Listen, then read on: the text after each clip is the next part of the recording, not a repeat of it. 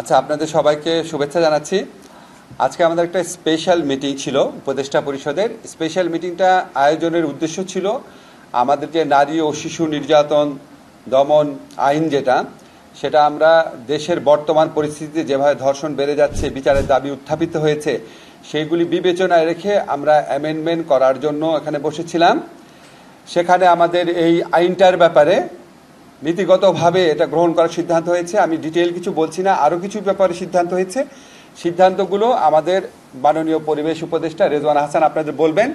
তারপর আইনের মধ্যে কি পরিবর্তনের নীতিগত সিদ্ধান্ত হচ্ছে সেটা আমি বলবো। কাল পরশু এবং বৃহস্পতিবারে এই অ্যামেন্ডমেন্টটা আমরা চূড়ান্তভাবে অনুমোদন দেবে বলে আশা করছি, উপদেষ্টা মণ্ডলী অনুমোদন দেবেন বলে আশা করছি। আমাদের এই ধর্ষণের বিচারের ক্ষেত্রে বিলম্ব হওয়ার একটা বড় কারণ হচ্ছে পর্যাপ্ত পরিমাণ ডিএনএ ল্যাব না থাকা। এই মুহূর্তে একটি মাত্র আছে। আজকে সিদ্ধান্ত হয়েছে যে আমরা এবং চট্টগ্রামে এবং রাজশাহীতে দ্রুততার সাথে আরও 2টা ল্যাব ডিএনএ ল্যাব স্থাপন করব। আরেকটা সিদ্ধান্ত হয়েছে যে বিশেষ জুডিশিয়াল সার্ভিস কমিশনের মাধ্যমে দ্রুত কিছু সংখ্যক বিচারক নিয়োগ দেওয়ার প্রক্রিয়া শুরু করা হবে, যাতে করে ধর্ষণ সহ অন্যান্য মামলার বিচার প্রক্রিয়া ত্বরান্বিত করা যায়। আবার দ্রব্যমূল্য স্থিতিশীল রয়েছে, এইটা বিবেচনায় নিয়ে দ্রব্যমূল্য যাতে স্থিতিশীল থাকে এটা নিশ্চিত করার জন্য আমরা সিদ্ধান্ত নিয়েছি এবং সবসময় বাজার মনিটর, আমদানি, সরবরাহ এই সকল বিষয়ে খেয়াল রাখার জন্য দায়িত্বপ্রাপ্ত উপদেষ্টাদেরকে মাননীয় প্রধান উপদেষ্টা মহোদয় প্রয়োজনীয় নির্দেশনা দিয়েছেন। আমরা আরও লক্ষ্য করছি যে মাজার ভাঙার নামে একটা নৈরাজ্য চলছে। এতদিন সরকার মাজার ভাঙার বিরুদ্ধে রিঅ্যাক্টিভ অবস্থানে ছিল, গ্রেফতার হয়েছে, দোষী ব্যক্তিদেরকে আইনের মুখোমুখি করা হচ্ছে, কিন্তু এখন সরকার সকলের উদ্দেশ্যে সতর্ক করে দিয়ে বলতে চায় যে এই মাজার ভাঙার ব্যাপার সরকার আর কোনোভাবেই গ্রহণ করবে না এবং সকলকে এই ধরনের কর্মকাণ্ড থেকে বিরত থাকতে অনুরোধ করা হচ্ছে, নতুবা তাদের বিরুদ্ধে কঠোর থেকে কঠোরতম আইনি ব্যবস্থা গ্রহণ করা হবে। এবার আমি আমাদের আইন উপদেষ্টা মহোদয়কে নারী ও শিশু নির্যাতন দমন আইনে যে সংশোধনীগুলো প্রস্তাব করা হয়েছে এবং যেগুলো নীতিগতভাবে অনুমোদন করা হয়েছে সেগুলো উপস্থাপনের জন্য অনুরোধ করছি। আচ্ছা, এই আইনে আপনাদেরকে অলরেডি আমি 2টা সাংবাদিক সম্মেলনে বলেছিলাম, বিচারের এবং তদন্তের সময় কমিয়ে দেওয়া হচ্ছে। এর বাইরে যে গুরুত্বপূর্ণ যেই ব্যাপারে নীতিগত সম্মতি উপদেষ্টা পরিষদ জ্ঞাপন করেছে সেটা আপনাদের জানাচ্ছি। একটা হচ্ছে শুধু শিশু ধর্ষণ মামলার আলাদাভাবে বিচার করার জন্য, শিশু ধর্ষণের মামলার বিচার করার জন্য বিশেষ ট্রাইব্যুনাল স্থাপনের বিধান রাখা হয়েছে। এটা সবাই নীতিগতভাবে সম্মত হয়েছে। আরেকটা হচ্ছে আমাদের অনেক এই নারী ও শিশু নির্যাতন দমন আদালত দেখা যেত মামলার জট লেগে যেত, কারণ এখানে 2 ধরনের মামলা আসতো। একটা হচ্ছে সম্মতি সহ যে সমস্ত ধর্ষণের ঘটনা ঘটতো, যে বিয়ের প্রলোভন দেখিয়ে, এই সমস্ত মামলার অনেক আধিক্য ছিল, এই মামলাগুলাই বেশি ছিল। আর সম্মতি ব্যতিরেকে যেই ধর্ষণের ঘটনা সেই মামলাগুলোর বিচার এই জন্য আটকে থাকতো।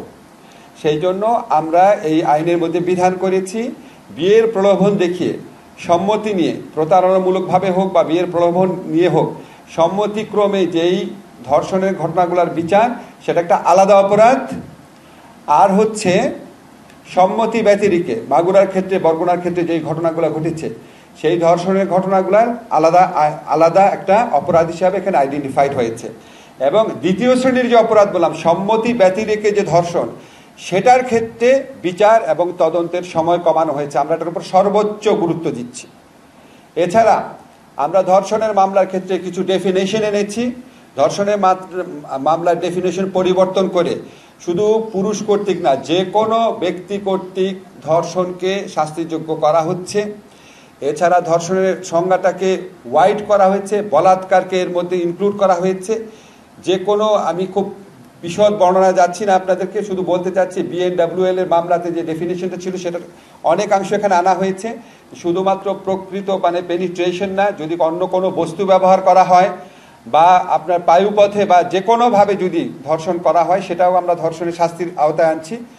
এটা আপনারা মানে যে কোনো ফর্মে যদি ধর্ষণ হয় এটা আমরা হোয়াইট করে দিচ্ছি। আর থার্ড যে অত্যন্ত গুরুত্বপূর্ণ পরিবর্তন আনা হচ্ছে সেটা হচ্ছে ডিএনএ রিপোর্ট পাওয়ার অপেক্ষায় অনেক মামলা বছরের পর বছর ঝুলে থাকতো। তো আমরা এই আইনে বিধান করেছি ডিএনএর রিপোর্ট ছাড়াই আদালত যদি মনে করে মেডিকেল সার্টিফিকেট এবং পারিপার্শ্বিক সাক্ষ্যের ভিত্তিতে বিচার সম্ভব, তাহলে আদালত ডিএনএ সার্টিফিকেট ছাড়াই মামলা দ্রুত বিচার করার জন্য মেডিকেল সার্টিফিকেট এবং পারিপার্শ্বিক সাক্ষ্যের ভিত্তিতে বিচার করবে। এছাড়া আমরা ভিকটিমদের প্রোটেকশনের জন্য বিভিন্ন ধরনের ব্যবস্থা করেছি, ওনাদেরকে ক্ষতিপূরণ দান করার ব্যবস্থা করেছি এবং ধর্ষণকালে বা ধর্ষণের উদ্দেশ্যে ধর্ষণ করতে যদি ব্যর্থ হয় ধর্ষণকালে বা ধর্ষণ করার উদ্দেশ্যে যদি কোনো রকম জখম করা হয়, গুরুতর জখম বা সাধারণ জখম, সেটাকেও আমরা কঠোর শাস্তির ব্যবস্থা করেছি। আপনারা বৃহস্পতিবার দিন এটা চূড়ান্ত অনুমোদন হয়ে যাবে আমরা আশা করছি। এরপর আপনারা খুব দ্রুত গেজেট নোটিফিকেশন হয়ে যাবে, এটা আপনারা খুব দ্রুত আপনারা কপি পেয়ে যাবেন। তবে আপনাদেরকে একটা জিনিস ক্ল্যারিফাই সাথে মাগুরায় আসিয়া হত্যা এবং ধর্ষণ মামলার বিচারের সম্পর্ক নাই। ওই বিচারে গিয়ে চলেছে নিজস্ব গতিতে এবং আমরা মনে করি খুবই দ্রুততার সাথে এই মামলার বিচার হবে। এই মামলার তদন্ত কার্য সমাপ্তির পথে, ডিএনএ রিপোর্ট পাওয়া যাবে 2-3 দিনের মধ্যে, তদন্ত কার্য সমাপ্তির পথে। আমরা আশা করছি আগামী কয়েকদিনের মধ্যেই এই মামলার বিচার শুরু হয়ে যাবে এবং খুব দ্রুত নিষ্পত্তি হয়ে যাবে, যেহেতু অকাট্য অনেক প্রমাণ রয়েছে। আপনাদের যদি অন্য কোনো বিষয়ে প্রশ্ন থাকে জাস্ট 2-3টা প্রশ্ন করবেন, রোজা আছে, আমাদের যে কেউ বলবেন আমরা উত্তর দেওয়ার চেষ্টা করব। বাংলাদেশের শিশু আইনে শিশুর যে সংজ্ঞা সেটাই শিশুর সংজ্ঞা 16 বছর।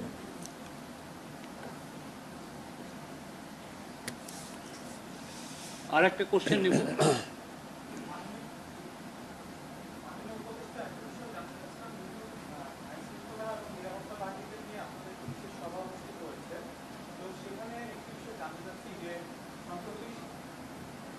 সম্প্রতি আমরা দেখতে পাচ্ছি যে সোশ্যাল মিডিয়াগুলোতে দেশের ভেতর এবং দেশের বাইরে থেকে বিভিন্ন ধরনের হামলা এবং উস্কানি দেওয়া হচ্ছে, তো সেই বিষয়গুলো নিয়ে আপনারা কোনোভাবে আলোচনা করেছেন কিনা?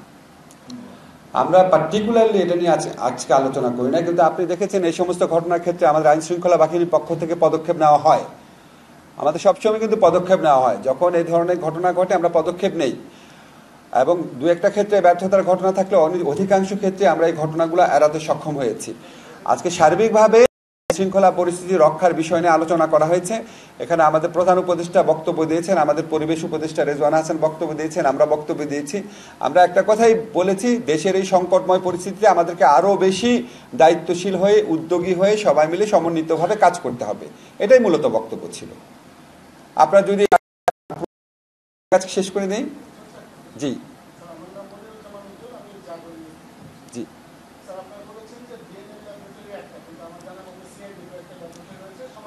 জি জি আমি আপনাকে ক্ল্যারিফাই করছি, ডিএনএ ল্যাব 3টা আছে, কিন্তু পরিপূর্ণ 100% ডিএনএ ল্যাব, কিছুটা আছে ডিএনএ স্ক্রিনিং করে শুধু, আর সম্পূর্ণ ফুল ফ্লেজেড ডিএনএ যে ল্যাব যেটা বলে সেটা শুধুমাত্র সিআইডিতে আছে।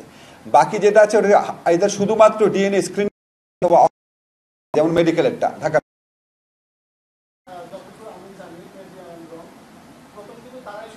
শুরু করেছিল, এটা কাজ করছে না ভাই, ওখানকার যে হেড ছিল ওনার সাথে আমরা কনসাল্ট করেছি, উনি বলেছে। আপনার প্রশ্ন থাকলে করেন, আমরা শেষ করে দিব।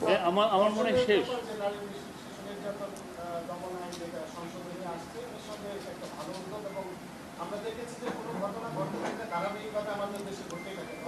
প্রশ্ন করেন।